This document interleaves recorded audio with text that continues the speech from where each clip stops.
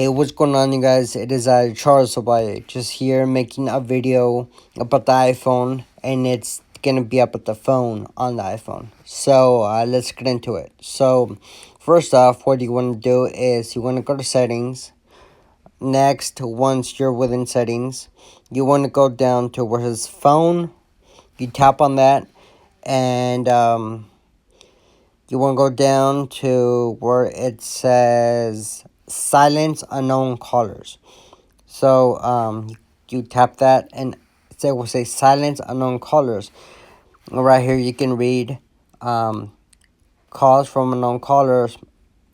Calls from unknown numbers will be silenced. So from unknown numbers or anybody that you don't have registered on your iPhone will be silenced. But the contacts, vice versa, the contacts that you have registered on your device will notify you. So that's pretty neat. And you can read it here, and you can pause it. So that's pretty cool. I did not know I had it, so but yeah, see, I turned it on already for you guys to see.